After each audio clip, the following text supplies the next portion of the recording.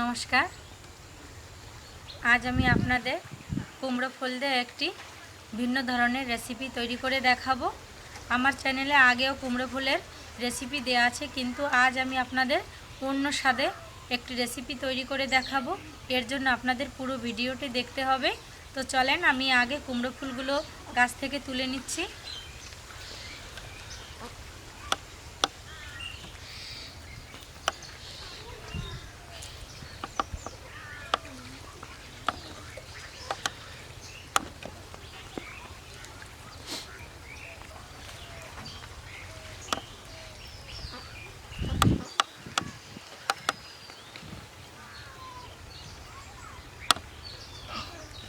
আর হিমনীয় কুমড়ো ফুলগুলো ছিঁড়ছে।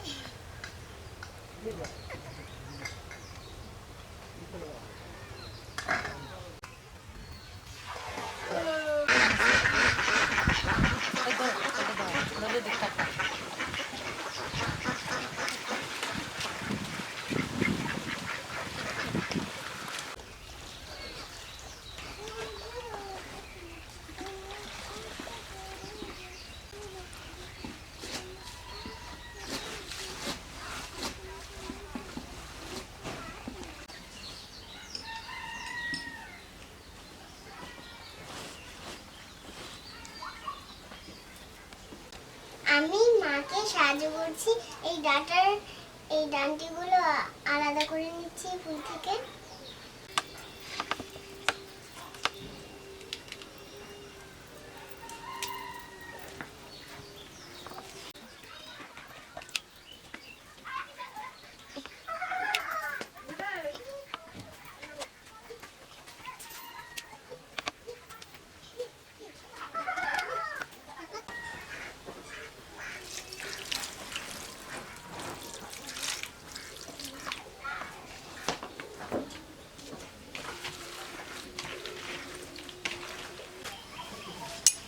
চুলায় কড়াই বসিয়ে দিয়েছি। 6টা রসুনের কোয়া দিয়ে দিচ্ছি।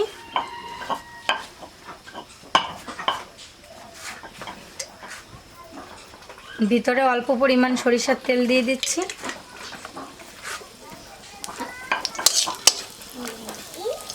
হালকা আঁচে ভেজে নিতে হবে।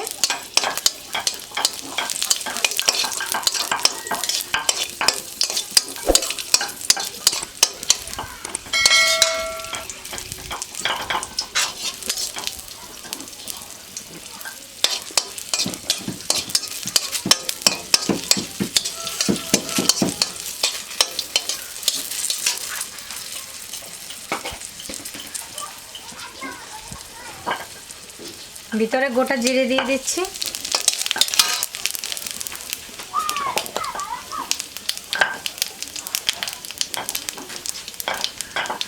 তিনটে শুকনো মরিচ দিয়ে দিচ্ছি। ঝালটা আপনাদের স্বাদ অনুযায়ী দিবেন।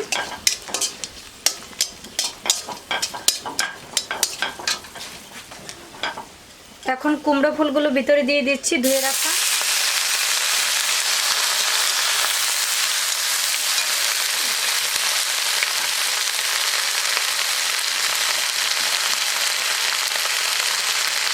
পরিমাণ মতো লবণ দিয়ে দিচ্ছি।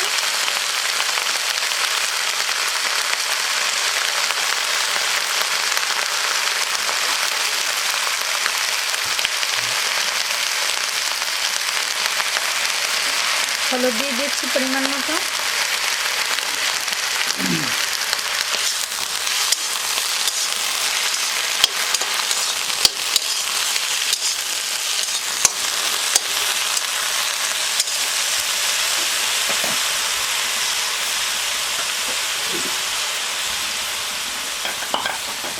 2 মিনিটের জন্য ঢেকে দিচ্ছি।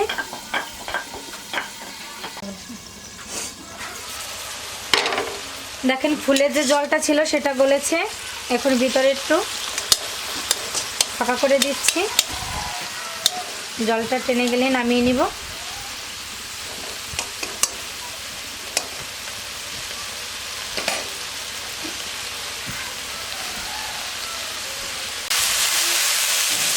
দেখেন জলগুলো টেনে গেছে। এখন চুলাটা বন্ধ করে দিচ্ছি, নামিয়ে নিচ্ছি।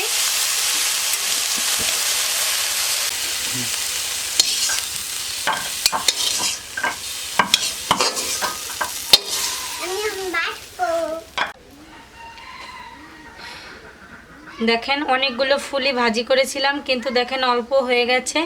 এখন এর থেকে রসুনগুলো আলাদা করছি। রসুনগুলোর খোসা সহকারে দিয়েছিলাম, এর জন্য রসুনগুলো এখন আলাদা করে নিচ্ছি। এখন ফুলগুলো ভিতরে দিয়ে দিচ্ছি। আর এই রসুনগুলো দেখেন এভাবে চাপ দিলে খোসা থেকে রসুনটা আলাদা হয়ে যাচ্ছে। তারপর ভিতরে দিয়ে দিচ্ছি কুমড়ো ফুলের।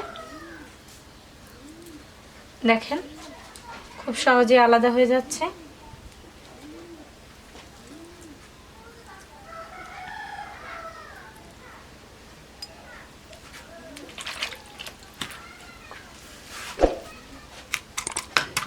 এখন ভর্তাটা করে নিচ্ছি। দেখেন আরো হিমনি ভর্তা করতে চাচ্ছে। আচ্ছা করো তাহলে।